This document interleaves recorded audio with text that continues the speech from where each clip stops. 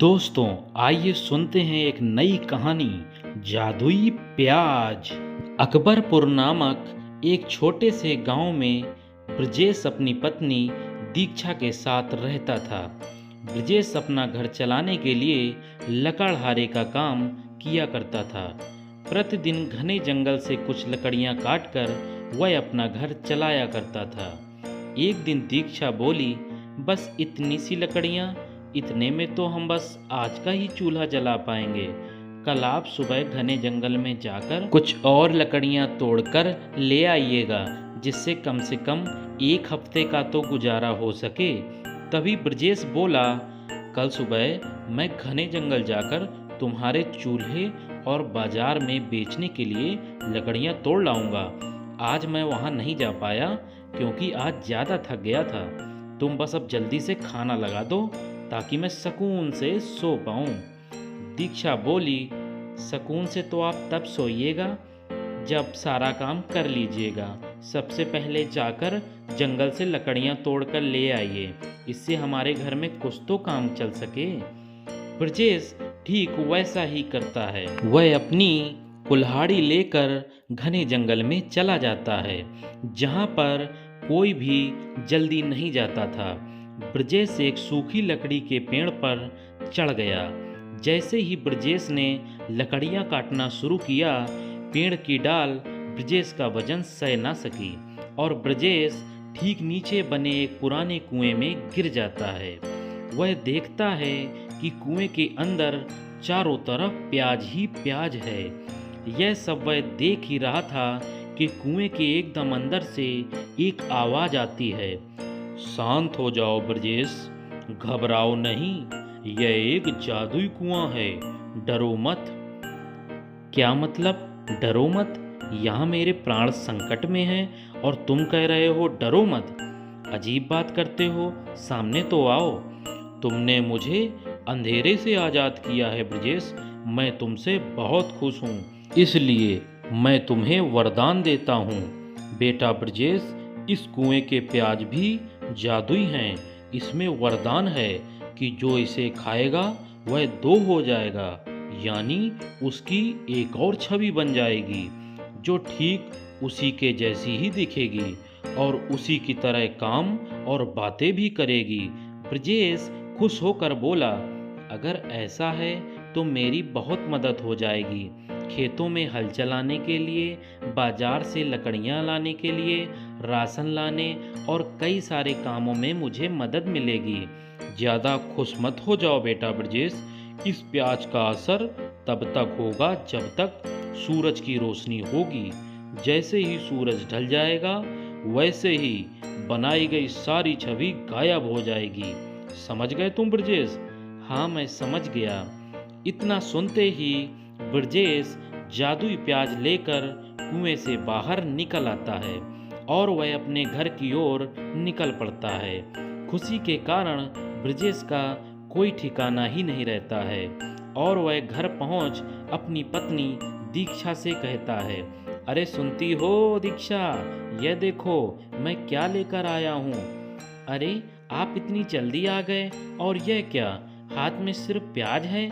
चिल्ला तो बहुत तेज रहे थे कि जैसे सोना लेकर आए हो। यह क्या कर दिया आपने? इस प्याज का घर में हम क्या अचार डालेंगे? तब जाकर ब्रजेश दीक्षा को जादुई कुएं और उसकी जादुई प्याज के बारे में सारी बात बताता है और दीक्षा उस बात को झूठ मानकर किचन में चली जाती है। ब्रजेश सोचता है, मुझे लगता है दीक्षा को ये करके दिखाना पड़ेगा, तभी शायद उसको विश्वास होगा। और ब्रजेश तुरंत प्याज खा लेता है और वहां पर एक से दो ब्रजेश नजर आने लगते हैं। अरे दीक्षा, यह देखो मैं सच में दो हो गया हूँ। अरे ये कैसा चमत्कार है, हे भगवान, मुझे तो चक्कर आ रहा है। अरे हाँ दीक्षा, आखिर यह कैसे सच हो सकता है? इतना कहकर ब्रजेश एक और प्याज खा लेता है और देखते ही देखते वह 2 से 3 हो जाता है। हे भगवान, मुझे तो चक्कर आ रहा है जी। अरे अरे, यह कैसे हो सकता है? आप 3 कैसे हो गए? यह किसी चमत्कार से कम नहीं है जी। ब्रजेश ने इस चीज का फायदा उठाना शुरू किया। अब उसे जैसे ही कोई काम पड़ता ब्रजेश उस प्याज को खा लेता।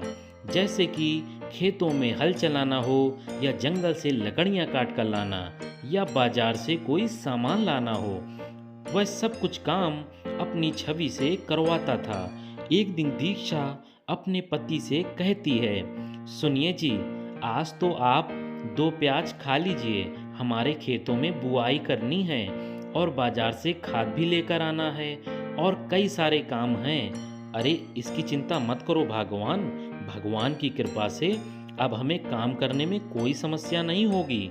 मैंने पहले से ही 2 प्याज को खा लिया था, जरूरत पड़ेगी तो मैं और खाकर एक ही दिन में सारे काम निपटा लूंगा।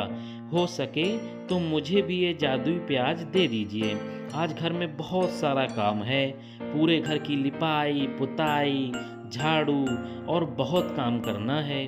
ब्रजेश और दीक्षा दोनों जादुई कुएं का प्याज खा लेते हैं और तुरंत ही जादुई कुएं की प्याज की मदद से दोनों 2-2 हो जाते हैं और सारा काम कर डालते हैं। धीरे धीरे जादुई कुएं की प्याज की खबर ब्रजेश के बचपन के दोस्त लोटन दास को लग गई। उसे यह पता चल जाता है कि ब्रजेश सारे काम खुद कर रहा है और बिना कोई मजदूर लगाए। लोटन दास अपने दोस्त पोपट से कहता है, इस ब्रजेश का कुछ तो करना पड़ेगा यार, पूरा खेत अकेले ही जोत दिया बिना किसी मजदूर को बुलाए, ऐसा कहीं हो सकता है क्या भाई? तभी पोपट बोला, सही कह रहे हो भाई, कुछ तो गड़बड़ है। देखते ही देखते कुछ ही दिनों में झोपड़ी से एक बड़ा घर बना लिया यार, ऐसी कौन सी चीज इसके हाथों में लग गई है? तभी पोपट बोला, अरे वही ना भैया, उस दिन मैंने भी सुना था ब्रजेश एक ट्रक लेने की बात कर रहा था। यह सब बातें सुन और सब देखकर लोटन दास ब्रजेश का पीछा करता है और पीछा करते करते उसके ये घर चला जाता है। वहां जाकर वह ब्रजेश और उसकी पत्नी दीक्षा की बातें सुनने लगता है। वह देखता है कि ब्रजेश का घर पहले से बहुत अच्छा और बहुत बड़ा हो गया था। दीक्षा अपने पति ब्रजेश से कह रही थी, सुनिए जी, आप जल्दी जाइए और कुछ प्याज लेकर आइए ताकि सारे काम हो सकें। अरे हाँ भगवान, मैं जा रहा हूँ, और हाँ इस बार खूब सारी प्याज लाइएगा और खूब खाइएगा। मुझे इस बार खूब सारे काम करवाने हैं। अपने मायके में अपने भाइयों के लिए एक मकान बनवाना है, मैं उनको ज़्यादा तकलीफ नहीं देना चाहती। यह सुनकर लोटन दास ब्रजेश का पीछा करने लगता है और देखता है कि ब्रजेश एक जादू के कुएं में जा रहा है और वह उसमें से प्याज लाकर खा रहा है। प्याज खाते ही ब्रजेश 1 से 2 हो जाता है। यह सब देखकर लोटन दास को अपनी आंखों पर भरोसा नहीं होता है। वह सोचने लगता है, अच्छा तो यह बात है, इस जादुई कुएं की मदद से ब्रजेश इतनी तरक्की कर रहा है। इतना सोच लोटन दास उस जादुई कुएं में चला जाता है और वहां जाकर उस प्याज को खा लेता है। लेकिन लोटन दास के लालच की वजह से प्याज को खाते ही लोटन दास कुएं के अंदर धंसने लगता है। तभी उस जादुई कुएं से आवाज आती है, अरे पापी इंसान, उस लकड़हारे की तरक्की तुमसे देखी नहीं गई और तू यहाँ भी आ गया, अब सजा भुगत। तभी लोटन दास चिल्लाने लगता है, अरे मुझे बचाओ, मैं अंदर जा रहा हूँ, बचाओ मुझे। लोटन दास की आवाज सुनकर ब्रजेश उसे कुएं से बाहर निकाल लेता है। तभी जादुई कुआं फिर से लोटन दास से कहता है, अरे लोटन दास, आज तो तू बच गया। अगर अगली बार तूने कुएं और ब्रजेश की तरफ देखा ना तो तेरी खैर नहीं। इतना सुनते ही लोटन दास वहां से 9-2-11 हो जाता है। ब्रजेश और उसकी पत्नी खुशी खुशी रहने लगते हैं। इसलिए दोस्तों, हमें कभी भी किसी से जलना नहीं चाहिए, बल्कि खुश होना चाहिए। धन्यवाद। दोस्तों, यदि कहानी पसंद आई हो तो कहानी को लाइक करें, कमेंट करें, चैनल को सब्सक्राइब करें और हाँ दोस्तों, बेल आइकन दबाना ना भूलें। बहुत बहुत धन्यवाद दोस्तों।